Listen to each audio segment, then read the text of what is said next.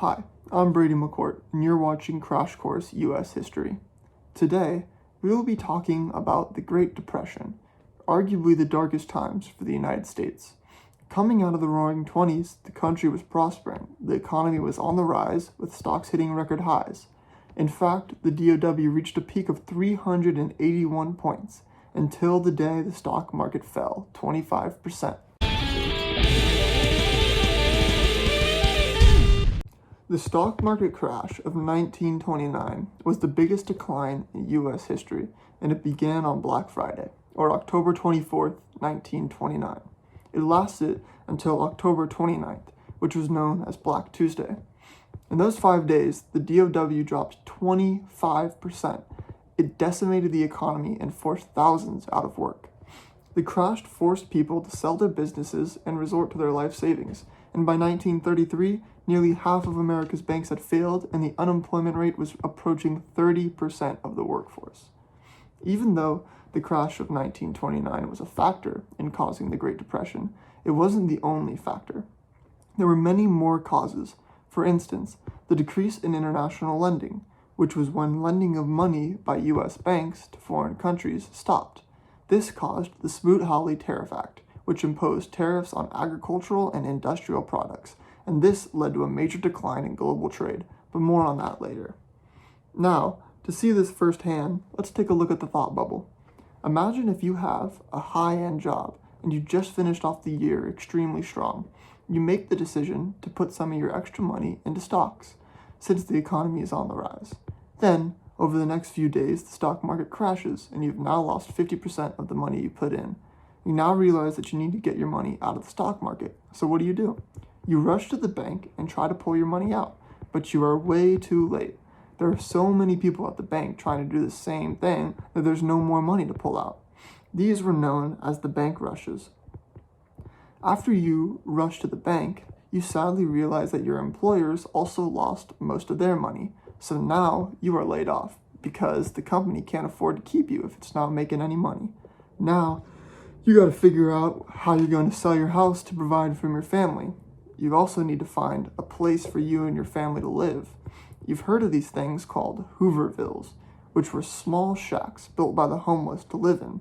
They named them after President Herbert Hoover because he was mostly blamed for the Great Depression. The citizens weren't particularly fond of President Hoover because of the way he responded to the stock market crash. He decided to sign the Smoot-Hawley Tariff Act, which was supposed to help farmers by raising taxes on imports. This angered most other countries and set off a trade war that ended in a giant decline in global trade, which couldn't have been more worse timing. On July 13th, 1932, 43,000 protesters gathered in Washington, D.C. They wanted early cash redemption of their service certificates from World War I, and of the 43,000 people who showed up, only 17,000 of those were actually World War I veterans. The crowd was easily dispersed very quickly, and their demands were rejected. With all the chaos that was going on, the government couldn't just sit around and watch the country crumble. They created the Reconstruction Finance Corporation in 1932, which is also referred to as the RFC. This provided financial support to state and local governments, and also made loans for banks, railroads, mortgage associations, and many other businesses. Now, I guess it's time for the mystery document. It is time to extend planning to a wider field, in this instance comprehending in one great project many states directly concerned with the basin of one of our greatest rivers. This must be a part of FDR's New Deal. President Franklin Delano Roosevelt was elected in 1932, the middle of the Great Depression. Just before he was elected President of the United States, he was serving his second term as governor of New York. Since he was running against President Hoover, who was hated by mostly everyone, he had a relatively easy campaign for president. The U.S. citizens also loved FDR because he would address the population directly.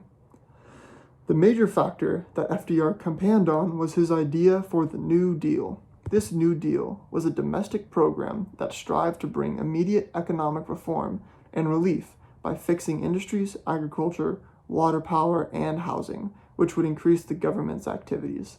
This first part of FDR's presidency is known as the 100 Days, and it lasted from March 9th to July 16th. This was the time when his New Deal policies were in the beginning stages. It was so important because it showed the country that he was able to fix the Great Depression, and he wanted to do it extremely quickly. The reforms of the New Deal could be seen right away, especially with the Banking Relief Act of 1933, which provided a more effective use of bank assets so they could regulate interbank control and prevent the undue diversion of funds. They also put a bank holiday into place so that the government could come in and regulate large sectors. The New Deal also brought in new programs, such as the Federal Deposit Insurance Corporations, also known as the FDIC. This guaranteed a specific amount of checking and saving deposits for its bank members. This was meant to stabilize the economy because it would stop bank failures. Another program brought up by the New Deal was the National Recovery Administration, also known as the NRA. This was put into place to let the president regulate industry for fair wages and prices that would help the economy recover. After FDR's New Deal began to lose momentum, he decided to create the Second New Deal. This Second New Deal contained many acts, such as the Wagner Act, also known as the National Labor Relations Act of 1935. This allowed private sector employees the right to organize themselves into trade unions. Another act of the Second New Deal was the Fair Labor Standards Act. This act was put into place to establish minimum wage, overtime pay eligibility, record-keeping, and child labor standards. One big idea that came out of FDR's presidency was the idea of Keynesian economics, which is an economic theory of total spending in the economy and its effect on output and inflation. It also pushed for more government spending and lower taxes to boost the global economy. Even though FDR's presidency was in the middle of the Great Depression, there was still a lot of good to come out of it. For instance, the first woman appointed to the United States cabinet, Frances Perkins, was under FDR's administration. Another highlight was Dorothea Lange, who was an American documentary photographer and photojournalist. She became extremely popular for her Depression-era work, which humanized the entirety of the Great Depression and paved the way for all other Depression-era photographers. Also, FDR passed the Indian Reorganization Act in 1934, which was passed to protect and conserve Indian lands and resources, extend them the right to form businesses, and also established a credit system for them. FDR even had a court packing bill that would have added a justice onto the Supreme Court for every existing justice that was over 70. During all this madness, there was even a Supreme Court case, which was Butler versus the United States. This case was about if the U.S. Congress's power to lay taxes was limited only to the necessary level to carry out its powers. The decision was more based around deciding whether or not the processing taxes instituted in the Agricultural Adjustment Act were constitutional. And this has been why no one remembers President Hoover and everyone loves Franklin Delano Roosevelt. Thanks for watching Crash Course U.S. History, and remember to wash your hands.